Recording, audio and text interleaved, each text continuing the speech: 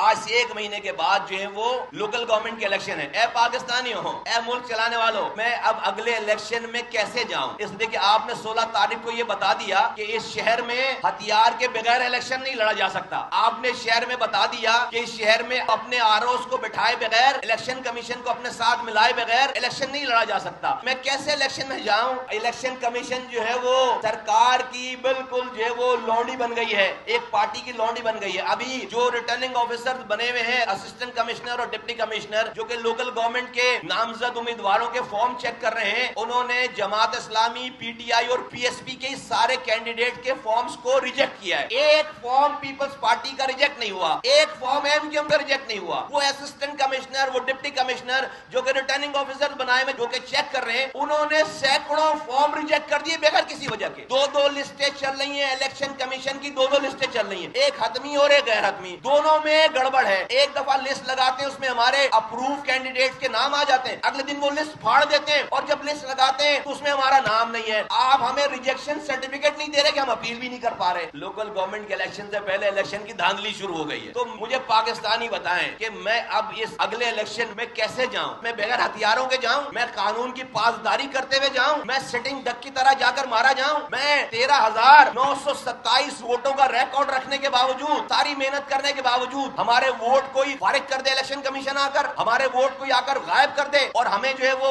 ہار دے دے، میں اس طرح جاؤں؟ آپ مجھے کیا سکھا رہے ہو؟ آپ مجھے کدھر لے کر جا رہے ہو؟ آپ ہمیں کہاں لے کر جا رہے ہو؟ اس شہر میں 22 لوگ روزانہ مرتے تھے، 35 سالوں سے آپریشن چل رہا تھا. اس شہر میں امن قائم نہیں کر سکے. یہ جن کو آپ نے گولیاں ماری ہیں، انہوں نے امن قائم کر کے دکھایا ہے. یہ جو میرے ساتھ نوجوان ہیں، یہ جو نوجوان اور شہر کا ہے کراچی کا، اس نے اپنا ہتھیار جمع کرایا ہے، اس نے بڑے بڑے کیشز جمع کرائے ہیں، اور وہ فائرنگ شادیوں میں کرنے کے لیے جمع نہیں تھے ہتھیار. وہ رو نے پوری پاکستانی فوج سے لڑنے والے ہتھیار جمع کرا رکھے تھے، وہ جمع کرایا ہے. اس شہر میں امن قائم کیا ہے، اور ان لوگوں کے ساتھ آج آپ یہ کر رہے ہو.